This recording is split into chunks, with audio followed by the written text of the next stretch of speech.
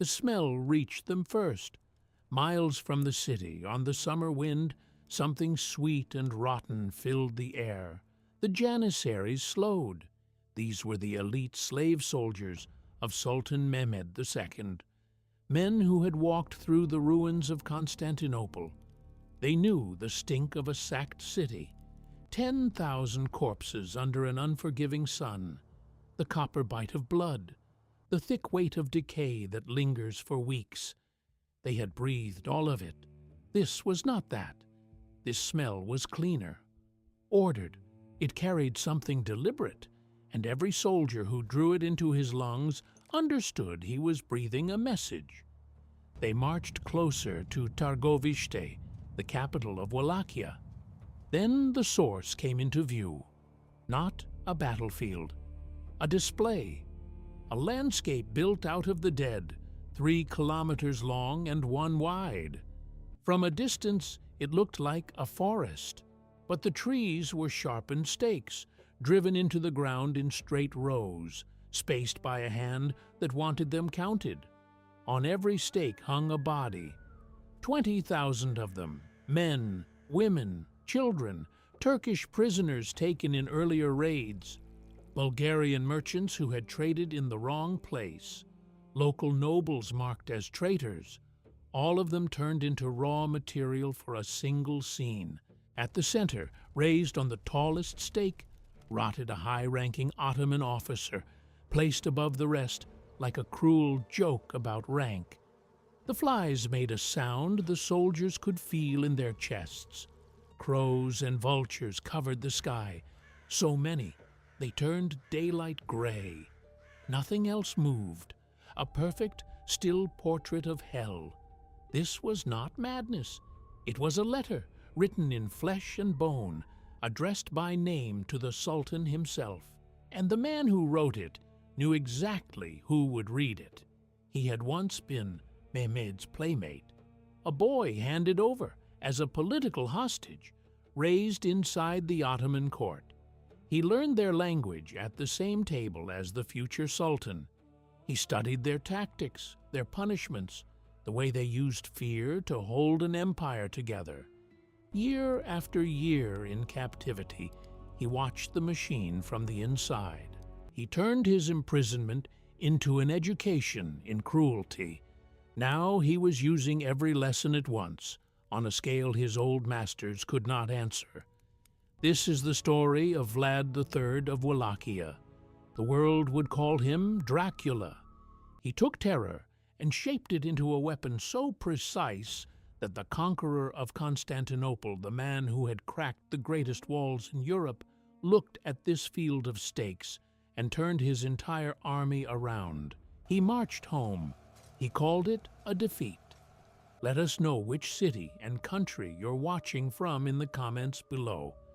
And if you believe these dark stories from our past deserve to be told, take a moment to subscribe and support this project. You're watching Ancestral, the best dark history channel in the world. The year was 1462. Sultan Mehmed II had already changed the shape of the world. 9 years earlier, at 21, he had done what no ruler had managed in 1,000 years. He broke Constantinople. On the 29th of May, 1453, his men poured through a breach near the gate of St. Romanus, and the last Roman emperor, Constantine II, tore off his imperial insignia and vanished into the fighting, his body never found. Mehmed rode into the Hagia Sophia that same day and ordered it turned into a mosque. He ended the Eastern Roman Empire, the last surviving thread of antiquity, and he did it with cannons so large they had to be cast on sight.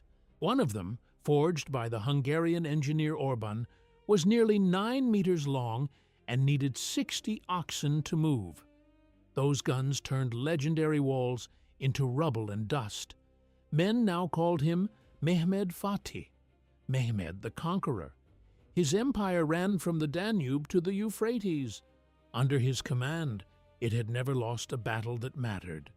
To the men who served him and to the kings who feared him it looked less like a state and more like something inevitable, a thing that simply grew and swallowed and kept moving.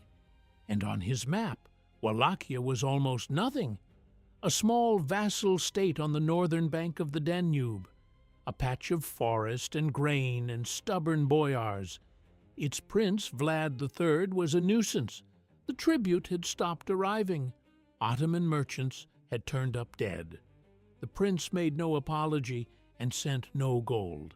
To a man who had cracked the greatest city on earth, this was an insult, and insults from small men could not be left alive. There was history in the insult, too. Vlad's own father, Vlad II Dracula, had been murdered in the marshes near Baltani in 1447, killed by boyars loyal to the Hungarian regent John Hunyadi. His older brother Mircea had been blinded with hot iron and buried alive at Târgoviște. When Vlad seized the throne in 1456, he called the boyars to an Easter feast, then had the killers dug up to confirm the crime. Vlad had climbed onto the Wallachian throne through a graveyard of his own family. He did not intend to kneel to anyone. So Mehmed decided to deal with it. He did not reach for a small solution. He reached for one so large it would echo across every court in Europe. He gathered an army, bigger than the one that had taken Constantinople. The numbers stagger the mind even now. The Greek chronicler Laonikos Chalkokondyles, who lived through the age, put the force above 150,000. Some estimates reach 250,000. The elite Janissaries, boys taken through the Devshirme levy and raised into soldiers who owned nothing but their loyalty to the Sultan. The Sipahi cavalry, feudal horsemen who fought for land and glory. Wagon trains, siege engineers, cooks, smiths, an ocean of camp followers, a fleet of some 25 galleys and 150 smaller craft sailed up the Danube to shadow the march and take Vlad's river fortresses. It was a city that walked, steel and leather and hunger, dragging itself north toward one disobedient prince. Against it, Vlad could raise perhaps 30,000. Peasants pulled from the plow, a corps of hardened cavalry, gypsies, mercenaries, and free men promised land for their blood. On parchment, this was not a war. It was a sentence to be carried out. Mehmed expected a short trip, march in, pull the insolent prince off his throne, set up Vlad's younger brother Radu, a softer, friendlier man, in his place. Then home before the campaign season closed. He thought he was hunting a minor Balkan warlord.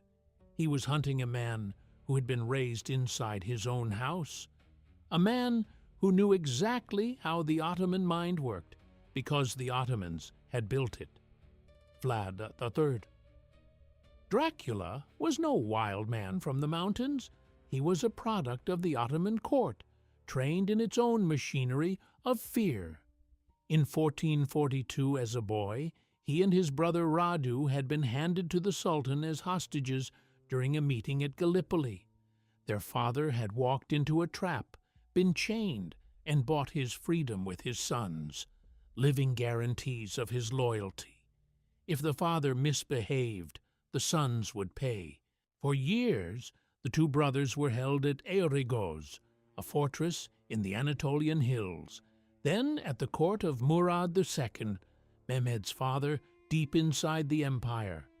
The education was excellent. Science, philosophy, the Quran, which they were made to study. They learned to speak Turkish without an accent, and Persian besides. They learned to ride and fight like Ottoman nobles. On the surface, it looked like privilege. Underneath, Vlad was learning something else. He was a prisoner in a beautiful cage, and he never let himself forget the bars. Chroniclers who knew him later described a boy who grew defiant and hard to whip, a boy who cursed his keepers to their faces. He watched how the empire actually held itself together, not just with soldiers, with fear measured out and applied like medicine. He saw officials who lost the Sultan's favor simply vanish. No explanation, no body. He saw small revolts crushed in ways designed to be remembered, to be talked about in villages for a generation. He saw traitors impaled along the roads, left there to teach the living. The stake was already an Ottoman punishment before it was ever Vlad's. He learned it from his jailers. Every corpse was a lesson, and Vlad was the kind of student who took notes. Radu went the other way. He was handsome and easy to like. The chronicles call him Radu cel Frumos, Radu the Handsome. He charmed the young Mehmed, and Chalkokondyles tells a story of the prince cornering the boy in a private room, and of Radu drawing a dagger and slashing him before eventually yielding to him. Whatever the truth, Radu blended in. He became one of them. He rose in the Sultan's household, and he would ride at Mehmed's side into this very war, sent to take his own brother's throne. Vlad only watched. He filed away every cruelty, every trick of intimidation, every soft spot in the empire's confidence. He learned the single truth that governed that court. The Ottomans respected power, and only power expressed through violence that never hesitated and never stopped. His years in captivity were not a childhood. They were a trade he was learning. The break came in 1461. Mehmed, now Sultan, sent men to Vlad's court to collect what he was owed. 10,000 ducats, and 500 young boys to be taken away and remade into janissaries. The envoys were Hamza Pasha, the Bey of Nicopolis, and a Greek diplomat named Thomas Katabolinos, a man who worked in the Sultan's own chancery and knew how to smile while carrying a knife. They came with soldiers and a secret order: trap Vlad, take him alive. But Vlad had eyes everywhere. His spies told him the true plan before the delegation had even crossed the Danube. So he arranged a reception. He received the envoys in his hall at Târgoviște. The chronicles tell this part with obvious pleasure. The Ottoman men refused to remove their turbans in his presence. It was their custom, they said, their faith. Vlad answered that he wished to help them honor that custom more fully. Then he had his guards seize the delegates. He held them down, and with hammers and small iron nails, he fixed their turbans to their skulls, so they would never have to remove them again. You could hear the nails go in. You could hear what came after. That was the message, a precise, theatrical insult that left only one possible reply. He was not finished.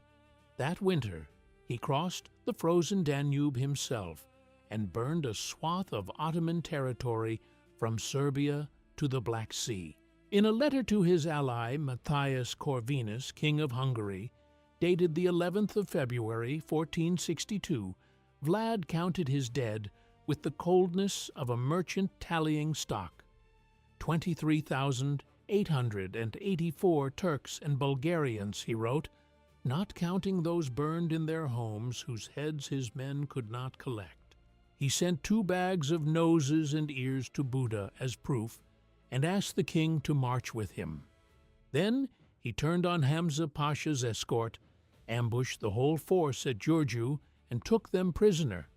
He marched every one of them, along with the 2 envoys, out to a field. There he taught them the old punishment of Wallachia, the stake. He had all of them impaled. Hamza Pasha, the highest in rank, received the tallest stake, raised above the others, as a courtesy to his station. It was Mehmed's own language of fear, thrown back at him and sharpened. There would be no more talking. From that field forward, this was a war meant to leave nothing standing. In the spring of 1462, the great army crossed the Danube. Mehmed tried to slip his men over at night, near Nicopolis, on rafts, under the cover of dark. Vlad's cannon and archers caught the first wave in the water, and Chalkokondyles records hundreds dead before the Sultan landed enough janissaries to hold the far bank. Mehmed himself carried gold across to reward the first men to reach dry ground, but the tide could not be held forever.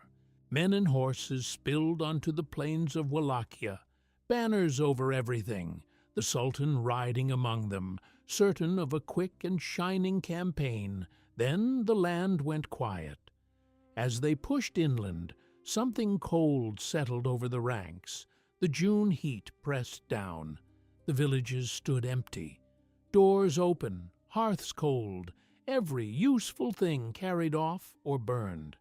The grain fields that were supposed to feed this walking city had been torched to black stubble that crunched under the horses, and the water, the wells and streams they needed to survive, had been fouled, choked with the bodies of dead animals and worse. Men who dropped to drink came up gagging. Vlad had refused open battle because open battle would have destroyed him in an afternoon. So he made war on the ground itself. He turned Wallachia into a weapon aimed at his enemy's stomach. The Ottoman army was the strongest on earth, but strength has a price, and that price is food. Thousands of pounds of it every day, water for men and horses by the barrel. By scorching the country and poisoning the wells, Vlad forced the beast to feed off its own supply lines, long, stretched, vulnerable supply lines. And those lines were where his real war would be fought. He even ordered dams broken and marshes flooded, so that whole stretches of road turned to sucking mud that swallowed wagon wheels to the axle. He drove off the cattle and the peasants ahead of the march, so there was nothing left to seize. It became a war of shadows. Small bands of Wallachian riders, men who knew every deer trail and hidden gully, struck without warning.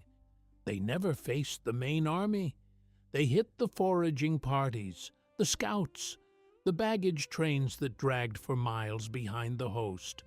They came out of the trees, killed fast, and were gone before anyone could form a line. Around the Ottoman camp, they drew an invisible border of death. Wander too far to gather wood or water, and you did not come back. At dawn, the Turks would find men missing from their tents and never learn how. Then Vlad went further than raids. He waged a war on the mind and a war on the body, centuries before anyone had names for either.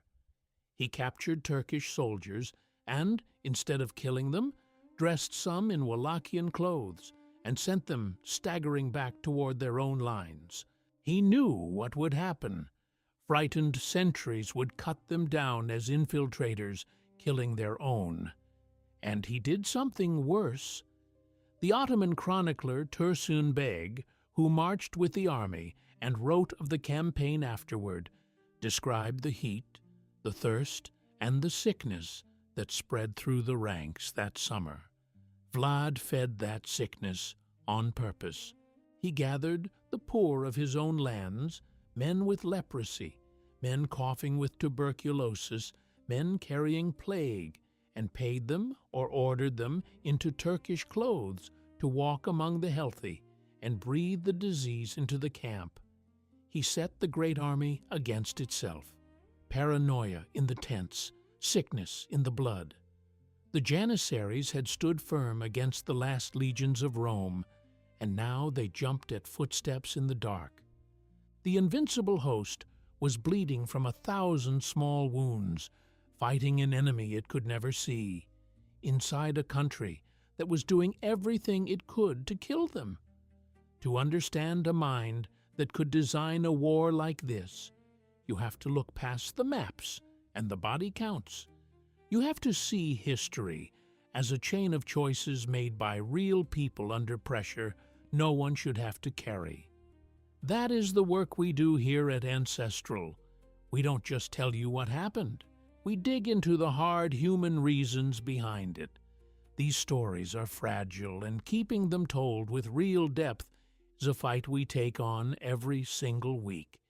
If you believe this kind of unflinching history matters, join our inner circle. Become part of the lineage, our channel membership club. You stop being only a viewer and become a patron of this project, part of the team keeping these stories from being forgotten or scrubbed clean. You keep this channel alive, and in return, you get our work long before anyone else. Join the ranks. The whole campaign broke on one night, June 17th, 1462. The Ottoman army was camped a few miles south of Târgoviște, in the open country near the Argeș, gathering itself for the final push on the capital. The men were spent, hungry, sick, haunted by the enemy they could feel but never grip. Morale was hanging by a thread. Somewhere in the dark, thousands of tents, cook fires burning low, sentries staring into a tree line that gave nothing back. That night, Vlad decided to make their nightmare walk into their tents. He picked several thousand of his best fighters, some 7,000 to 10,000 horsemen by most counts. Just after dusk, they made ready for the boldest raid of the war. Vlad spoke perfect Turkish. He knew how an Ottoman camp was laid out, corner to corner, from his years living inside one. The chroniclers say he slipped into the camp himself earlier that day, dressed as a Turkish merchant, walking the aisles between the tents, memorizing the way to the center and the color of the Sultan's pavilion. He was not trying to win a battle. He was trying to cut off the head. He meant to kill the Sultan in his own tent. There was a plan, and it needed a second man. Vlad had split his cavalry and given the other wing to a boyar meant to strike from the far side and complete the pincer. That second attack never came. The man lost his nerve or lost his way in the dark, and Vlad's blade went in alone. When full dark came, Vlad and his men struck. Not a wall of soldiers crashing in from the front, but a column slipped through the lines by torchlight. They moved fast, straight toward a target they already knew. Then everything came apart. Turks woke to screaming and to the orange glow of their own tents catching fire. Men spilled into the night half-dressed, grabbing at swords, and in the confusion they killed each other, unable to tell friend from raider in the smoke. Horses broke their tethers and ran through the camp, trampling the fallen. Trumpets tried to sound order and only added to the noise. Vlad's men pushed deeper, torches high, carving a red road toward the imperial tents at the heart of the camp. They cut down guards, officials, even the baggage animals, adding panic to panic. They reached two grand pavilions and tore them apart, but these belonged to the viziers Mahmud Pasha and Isaac Pasha, not the Sultan. The men inside died in the dark, and the raiders realized too late they had struck the wrong tents, because Mehmed was not there. By luck or by caution, the Sultan had bedded down that night in a different, plainer tent, well away from the obvious center. The blade had found an empty bed. The assassination failed. Still, the attack burned on for hours, a slaughter in the dark, until Vlad and his men fought their way clear and slipped back into the forest as the sky began to gray. Chalkokondyles and Tursun Beg both record heavy Ottoman losses, thousands dead, the camp in ruins by morning. Some Wallachian riders who lost their way in the dark were caught inside the lines and impaled by the Turks at daybreak, so that even the raiders left their dead behind on stakes. The wound to the empire's mind was deeper than any blade could reach. Vlad had shown them there was no safe ground anywhere. He had walked into the heart of the greatest army on earth and nearly torn its head off in the dark. Tursun Beg admitted the fear that ran through the ranks. The men who could not sleep after the whisper that the prince could come again the next night, and the next. Mehmed woke to the ruin of it, alive and shaking with rage, and the sources say his own soldiers blamed the discipline of the camp for letting the raiders through. He gave the order to advance. The battered, frightened army pulled its lines back together and marched the last miles to Târgoviște. They braced for a desperate siege behind city walls. They told themselves the night of fire had been the worst of it, the bottom of the pit. The men counted their dead friends and swore nothing could be worse than that camp full of smoke and screaming. They were wrong. Just outside the city, a smell was already reaching them on the wind, and what it warned of would send Mehmed the Conqueror home. The morning after the raid, the camp made no noise. Men moved between the tents in silence, counting the dead and binding the living. The physicians worked among the wounded with strips of linen and hot iron. A different fear had crept in overnight, quieter and heavier than the fear of swords. It was the fear of a man who could reach you in your own bed. But Mehmed II did not bend to one bad night. He was the conqueror. He gave the order to march. The army moved out on edge, weapons close, eyes on every tree line. The last few miles to Târgoviște passed under a hard June sun. Târgoviște had been the seat of Wallachian princes since the days of Mircea the Elder, Vlad's own grandfather, a town of timber houses and a princely court on the Ialomița River. Its watchtower, the Chindia, looked out over orchards and vineyards that the army now found stripped and burned. The men braced for what a siege should look like.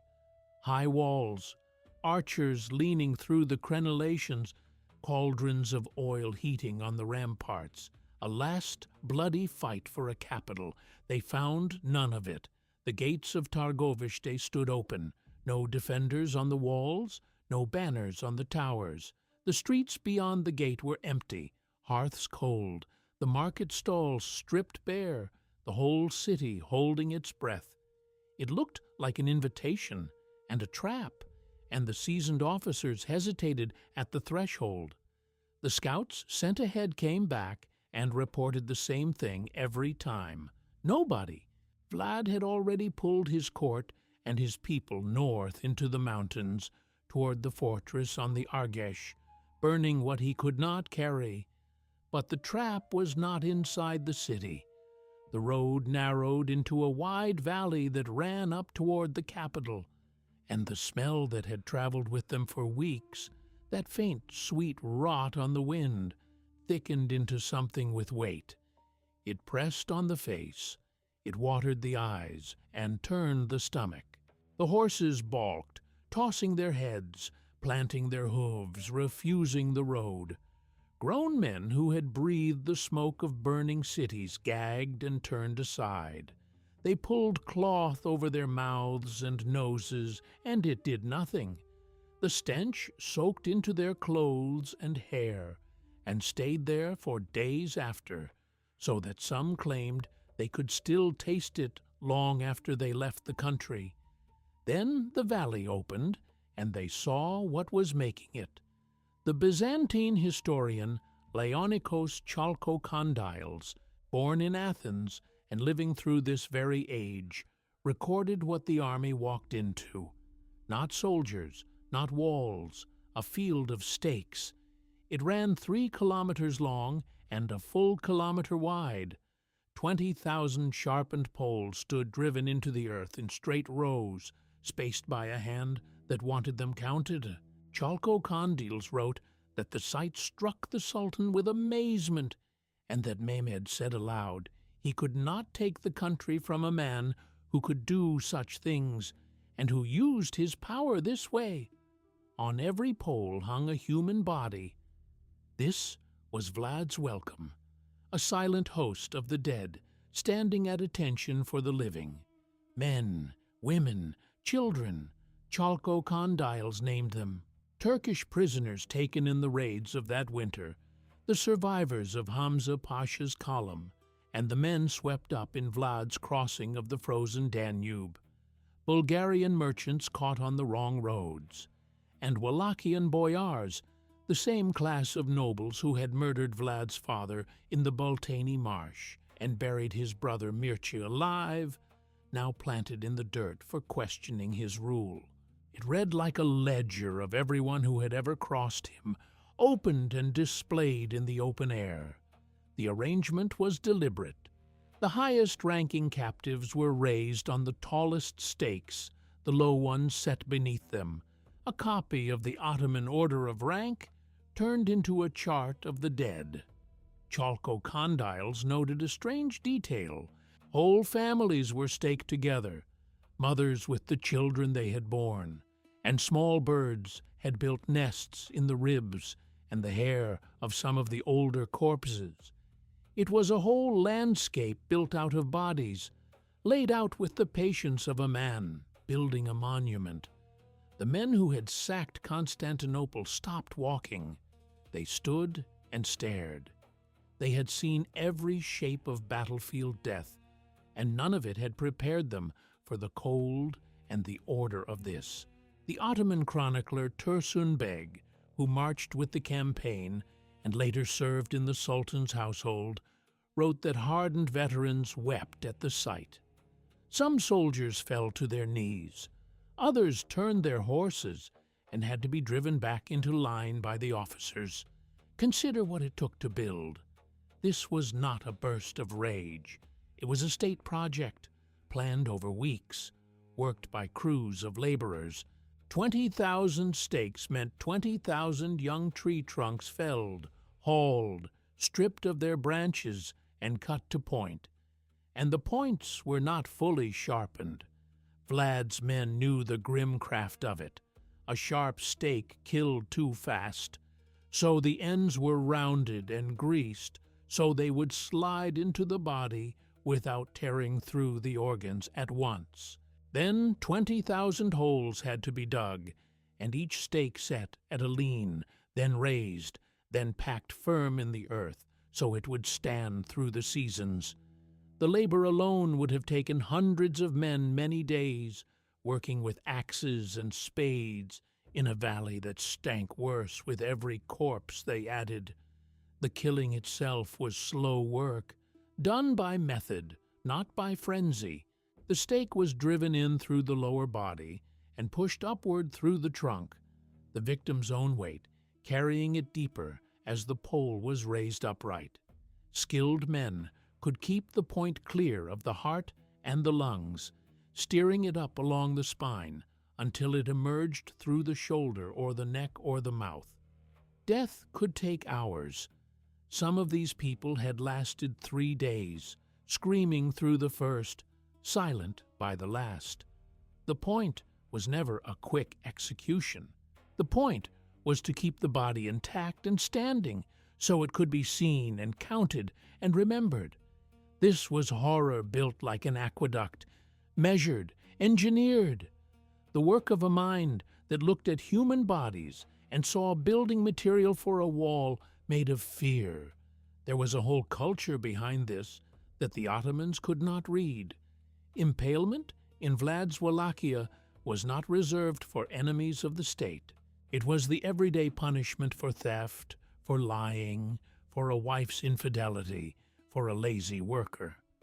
The chronicles say a golden cup was left at a public fountain in his capital, and no man dared steal it, so complete was the fear he had built. German pamphlets printed in the years after, some of the earliest bestsellers of the new printing press, told stories that spread his name across Europe. One tale claimed he invited the sick and the beggars of his land to a great feast in a hall, fed them well, then barred the doors, and burned the hall to the ground, saying he had freed them from want. Another told of a foreign merchant robbed on the road. Vlad caught the thief, impaled him, and returned the merchant's purse with 1 extra coin slipped in as a test. The merchant reported the error at once. Vlad told him that had he kept the coin, he he would have joined the thief on a stake beside him. These pamphlets called him Dracula Wida, and sold in Nuremberg and Strasbourg while he still lived. The number that comes down to us, 20,000, comes from these chroniclers, and whether or not it is exact, it is the number that entered the memory of the West. The German accounts put his lifetime toll far higher, near 100,000, and even the papal legate Niccolò Modruța, who later saw Vlad in a Hungarian prison, wrote down a face that matched the deeds. Cold eyes, a heavy brow, a thin mustache, a man of middle height, built like a soldier with a swollen and pale look about the temples. The valley was loud in a way that made the soldiers flinch. Flies covered the field, a living skin over the rotting flesh, and their sound rose into one steady drone that filled the whole basin. It carried further than any war horn. Crows and vultures wheeled overhead in numbers that dimmed the light, then dropped onto the stakes, and their weight set the bodies swaying, a slow, nodding motion down the endless rows. Ravens fought over the softest flesh with a clatter of wings and beaks. The June heat drew the smell up in waves, and the men at the front of the column found they could not swallow. The corpses told time. Some were fresh, faces still locked in the last shape of their pain. Others had gone soft with rot, flesh sliding from the bone, sockets empty, and turned toward the living army. Others were down to clean bone, picked bare by the birds and bleached by the sun. That range was the message inside the message. This gallery had been filling for months. Vlad had been adding to it piece by piece, keeping it ready, waiting for the day the Sultan's army would come up this valley and read it. It was a statement about power. This is what it costs to rule here. This is what defending this ground looks like. Not a promise of what he might do, a record of what he had already done, and an open place in the collection offered to the Sultan himself. The blow to the army's mind was worse than any wound. These were not frightened farmers.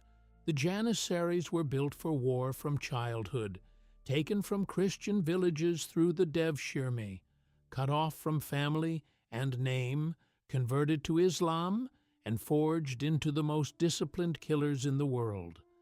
They wore the white cap and marched to the beat of the Mater drums, and they had never broken ranks under Mehmed. They had watched crucifixions, mass beheadings, whole cities put to the sword. Cruelty was their daily trade. This was something they had no place to put. It was not the mess that follows a battle. It was ordered, symmetrical, silent, a vision of hell laid out by a patient hand. Vlad had taken the Ottoman weapon, terror used to force obedience, and pushed it past anything his old masters had built. He had learned the stake from them, watched it used on the roads of Anatolia when he was a hostage boy, and he had turned it into a scene so total it stopped being violence and became a message. A mirror held up to the empire, and in it the Janissaries saw their own methods, sharpened and perfected, staring back. The message was not, "I am a savage." The message was, "I learned this from you.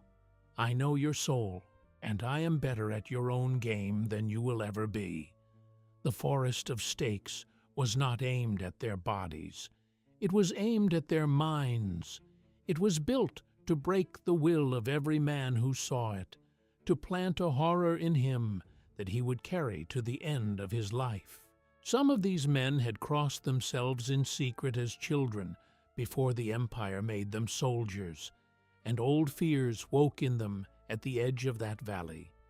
Everything you are hearing rests on men who stood in places like this and wrote it down. Chroniclers like Chalkokondyles and Tursun Beg, whose accounts are the ground under this whole story. There is a single book that gathers those sources and lays out the real reign of Vlad without softening it, and it was the foundation for the story you are hearing right now. If you want to look straight into the mind behind that valley, you need it on your shelf. It is available right now. Click the View Products button on your screen. That one volume is an archive of the real Dracula, and it is waiting for you. And it does not stand alone. We have gathered a set of other dark relics, pieces inspired by the history we dig into on this channel. Open the shop shelf on your screen. See what is there. Find the artifact that speaks to you while we keep going down into this story. The Janissaries did not move. The Sipahi, men who all but lived on horseback, could not force their animals a single step further into that valley. The great machine of the Ottoman army, the thing that had never truly stopped, ground to a halt in the stink and the drone of flies. Officers barked commands, and the commands died in their throats. For the first time in his reign, Mehmed the Conqueror stood before something his cannons could not knock down, and his soldiers could not overrun. Not a wall of stone. A wall built from the human soul and its worst materials. From the lowest foot soldier to the viziers at the center, Mahmud Pasha among them, the whole host stood frozen and looked. Mahmud was a converted Christian himself, born of a Byzantine and a Serbian line, and even he had no counsel to give. They had come to punish a disobedient prince. They had walked instead to the edge of a place that felt outside the world, ruled by a man who seemed to have learned the machinery of damnation and improved on it. Somewhere in that same army rode Radu, Vlad's own brother, dressed in Ottoman silk, brought along to take the throne. He looked at his brother's work and knew the man who built it better than anyone alive. He had shared a cell and a tutor with him. He had watched Vlad grow hard in the gilded cage, while he himself grew soft. Now he stood in a valley of stakes and understood that the boy he remembered was gone. Every eye turned inward now, toward the center of the camp, toward the grand tent where the Sultan watched, the taker of cities, the shadow of God on earth, and here he stood, a spectator at another man's work. His whole invasion hung on this moment. His name, the nerve of an army that had never known defeat under him. All of it waited on one word. The officers watched his face for a sign, and the flies filled the silence where his voice should have been. The valley was silent except for that sound, and every man there held his breath for what the Sultan would say. The taker of Constantinople stood still. This was the man who had ridden into the mouths of his own cannons, who had ordered the final charge through the breach in the greatest walls in Christendom, who had watched an empire die on the 29th of May, 1453, and felt nothing but the pull of the next conquest. And now he could not speak. Chalkokondyles, who set the scene down, wrote that Mehmed was struck silent, and that the silence held over the whole valley. His eyes moved down the rows, the order of them, the tallest stakes at the front, the ranks descending behind, the whole thing laid out like a diagram of the world he ruled. He was not looking at chaos. He was looking at a plan, and that was worse than any wound the Wallachians had given him in the dark. He understood, standing there in the June heat with the flies loud around him, that the man who built this was not raving. He was thinking, clearly, coldly. He was a rival who had studied power to the bone and studied it inside Mehmed's own house. When Mehmed finally opened his mouth, he did not curse Vlad. He did not call for revenge. He turned to his viziers and said, in words the chronicler preserved, that he could not take the country of a man who could do such things, who knew so well how to hold his people and guard his land. He praised the craft of it. He admitted out loud, in front of the officers who had crossed the Danube on his word, that he was beaten by an opponent playing a different game. Mehmed had come to play chess. Vlad had been moving human souls across the board. The order came down.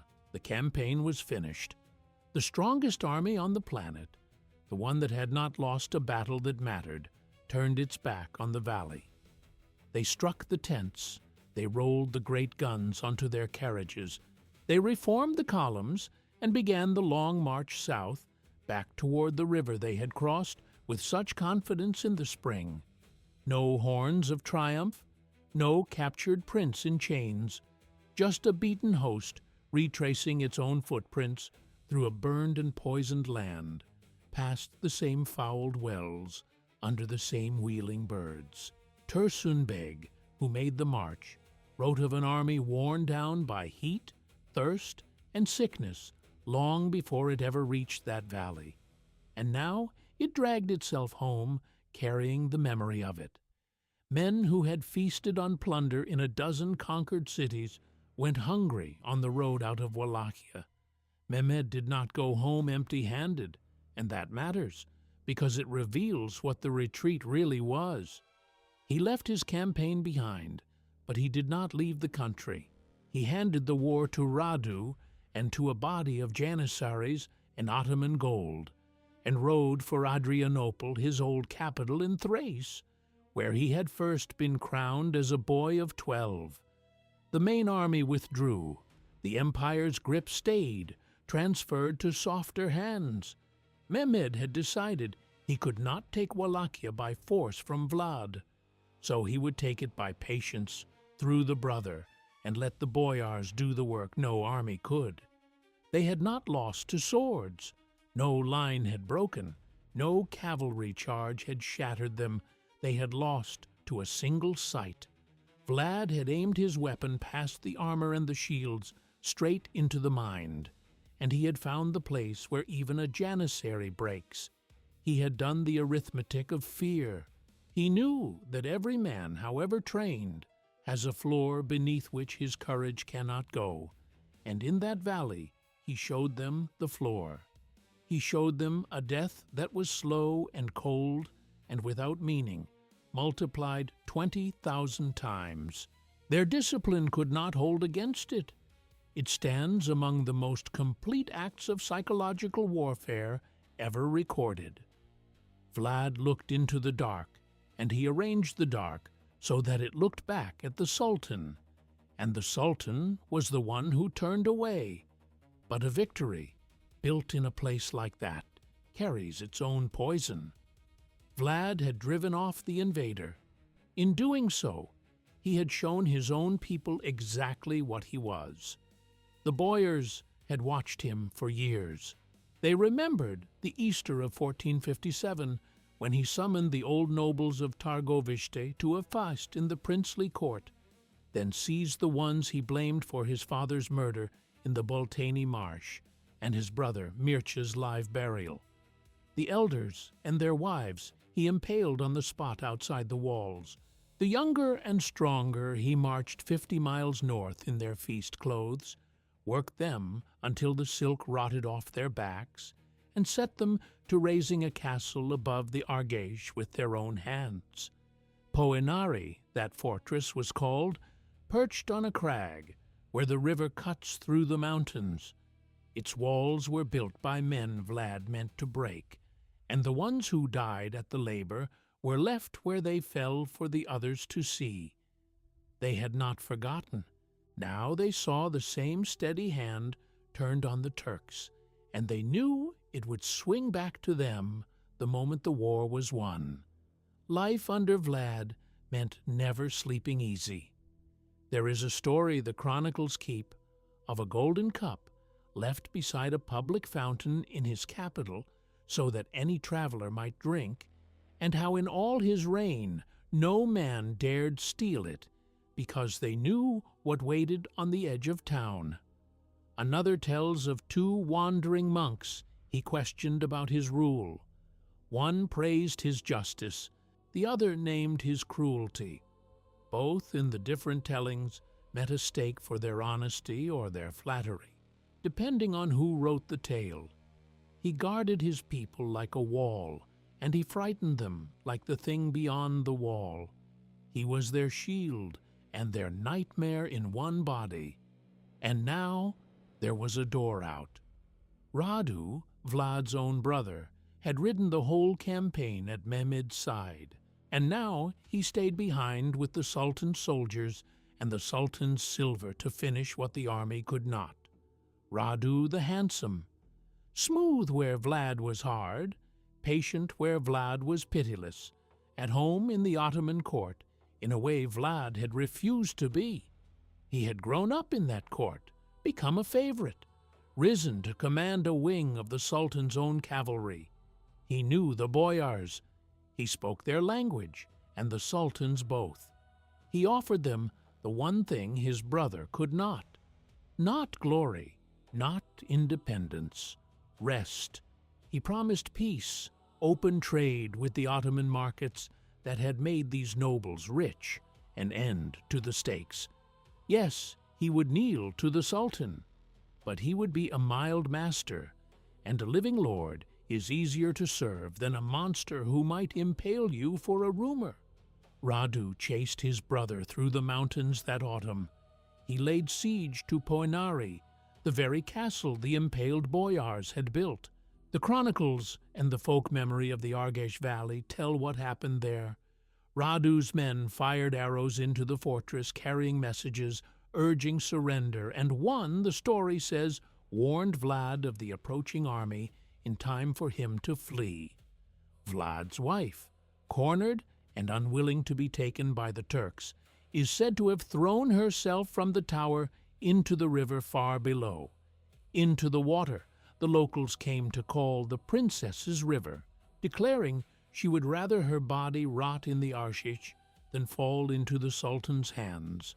Vlad escaped over the mountains into Transylvania by paths only shepherds knew, guided, the legend says, by loyal villagers whose horses he had shod backward, so the prince pointed the wrong way for any Turkish tracker. The nobles were tired down to the bone. They had chosen already. They abandoned their prince and declared for Radu, who took the throne with the Sultan's blessing before the year was out. So the man who had turned back the conqueror of the world found himself with no country to rule. His soldiers slipped away. His nobles named his brother. He rode north with almost nothing into the kingdom of Hungary, to the ally he was sure would welcome him, King Matthias Corvinus, the son of John Hunyadi, the great crusader who had once fought beside Vlad's own father against the Turks. Vlad had bled as the shield of Christendom. He expected to be met as a hero and handed an army to win his throne back. He had misread the coldest battlefield of all. Matthias had taken 40,000 golden florins from Pope Pius II, money raised across Europe to fund a crusade against the Turks. He had already spent much of it on other things, on a crown and on wars closer to home in Bohemia. He had no intention of marching east. Standing beside the infamous Vlad would have forced him into open war with Mehmed, a war he did not want and could not afford, and it would have raised the question of where the crusade gold had gone. So he found a use for the fugitive prince instead. Near Brasov, in the late autumn of 1492, he had Vlad arrested. To justify it to the Pope and to Venice, his chancery produced 3 letters, forged, written as if Vlad had offered to guide the Ottoman army into Hungary and Transylvania himself and betray all of Christendom to the Sultan. The Latin was clumsy, and the dates did not hold together. The lie fooled no one who knew the man. It did not need to. It was convenient, and convenience was enough to satisfy a pope who wanted to know where his gold had gone. The prince who had made the conqueror retreat was thrown into confinement at Visegrad on the bend of the Danube north of Buda, in a royal palace that doubled as a gilded cage. He would spend roughly 12 years a captive, not of the Turks he had fought, but of the Christian king he had come to for help. The papal legate Niccolò Modrusa, sent by Rome, visited him there and left a portrait of the caged man. A cold stare, a strong neck, black curling hair falling to broad shoulders, a face reddened and swollen, the great green eyes watchful under thick black brows, a thin mustache above set lips. Modrusa wrote that the whole look of him carried something cruel and terrible. Even the folk stories of his captivity kept the shape of him. They say he caught mice and birds in his cell and impaled them on splinters of wood, unable to stop, needing the small ritual of the stake, even with no kingdom left to rule. His triumph in the valley had earned him a dungeon. His own people had traded a savior they feared for a puppet they could stand. Radu ruled in his place for years, kept on the throne by Ottoman troops, until he died of illness around 1475, and Wallachia passed through other hands while Vlad grew old behind Hungarian walls. And while the man languished there, the legend climbed out of that valley and began to walk across Europe. The forest of stakes had branded itself into the mind of the continent. It became the raw material for a wave of pamphlets and woodcuts printed in the German lands of the Holy Roman Empire. The oldest of them date to the 1460s, printed while Vlad still breathed, some of them commissioned by the very Saxon merchants of Transylvania, whose towns Vlad had raided and burned in his feuds with Brasov and Sibiu. Revenge, set in ink. The printing press was barely a decade past Gutenberg's Bible, and it carried these stories faster than any rumor ever had. They were, in the plainest sense, the first viral stories in history. They showed Dracula, a name that meant son of the dragon, taken from his father's place in the Order of the Dragon, founded by the Emperor Sigismund in 1408 to defend Christendom, as a demon in a man's shape. The most famous woodcut set him at a table laid with food in the middle of the impaled field, calmly eating, while a servant hacked the limbs from a body at his feet. The tales grew in the telling. They sold and were reprinted for decades across the German-speaking lands. In Nuremberg and Strasbourg and Lübeck, ordinary people who would never see the Danube learned to shiver at his name. The Russians told the story too, but differently. A Slavonic manuscript from the 1480s, tied to a diplomat who had passed through Matthias's court, recast the same deeds as harsh justice, the stern hand of a prince who kept his land clean of thieves and liars and cowards. In the German telling, he was a beast who killed for pleasure. In the Russian telling, he was a hard but righteous ruler who killed for order. Both were reading the same 20,000 stakes and seeing opposite men. That split has never closed. In Romania, he is remembered still as the voivode who defended the nation and would not kneel to the Sultan. In the West, he became a boogeyman with a candle in his hand. He stopped being a Balkan prince fighting a desperate war. He became a figure of nightmare, the shape tyranny took when children imagined it. Vlad Țepeș, Vlad the Impaler, Kazıklı Bey to the Turks, the Impaler Lord. The whole tangled truth of a man defending a small country against the largest empire on earth was pressed flat into a single word: cruelty. His story was not written by historians, and it was not written by the people he ruled.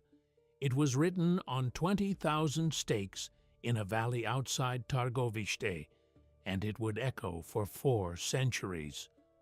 The last chapter of the man himself was almost quiet. Around 1475, Matthias finally released him, needing a soldier against the Turks once more. Vlad married into the king's own family, a cousin of Matthias, converted from Orthodoxy to Catholicism to make the marriage possible, and settled for a time in Buda and then in Sibiu. In 1476, he fought his way back onto the Wallachian throne for a third and final time, with Hungarian and Moldavian help and the aid of Stephen the Great of Moldavia. He held it for barely 2 months. That winter, near Bucharest, he was killed in a skirmish against the Ottomans, whether cut down in the fighting or murdered by his own treacherous boyars. In the confusion, no chronicle agrees. Some accounts say a small band of loyal Moldavian guards died around him to the last man. The Ottomans cut off his head, packed it in honey to preserve it on the long road, and carried it to Mehmed in Constantinople, who set it on a stake above the city gate for all to see. The lord of the stakes ended on one himself, displayed exactly as he had displayed so many others. His body, the stories say, was buried at the island monastery of Snagov, though when men later opened the grave that was meant to be his, they found it empty. Here is the real horror of Dracula, and it has nothing to do with fangs or coffins or the grave. The vampire came 400 years later in 1897, when an Irish novelist named Bram Stoker reached across the centuries for a frightening old name he had found in a library reading room and made it deathless. Stoker knew almost nothing of the real man. He took the name and the shiver that clung to it and left the history behind. But the man was more than the myth. He was a product of a world that taught cruelty as a craft, a hostage boy who turned his gilded prison into a school and studied his captors until he understood the machinery of fear better than they did. He grasped a truth most warlords never reach. An army's weakest point is not its armor or its steel. It is its imagination. The picture of a threat can strike harder than the threat itself. Vlad did not outnumber Mehmed. He did not outmaneuver him in any battle worthy of the name. He staged a piece of theater, silent and vast and pitiless, and it broke every man who saw it. In that rotting valley, he conducted terror like music, pitched so exactly that the master of the world listened, understood, and rode away. He proved that the deadliest weapon in a war can be a single image no one can forget. Thank you for staying with this story all the way to the end. If you believe history like this belongs in the light, no matter how dark it gets, take a second to subscribe, leave a like, and send this to one person who needs to understand how fear really works. You've just watched another premium documentary by Ancestral, your ultimate history hub on YouTube. Now look at the screen. Another investigation is rising up beside these words. That is your next descent into the buried truths of our past. Click it. Keep going. Do it now.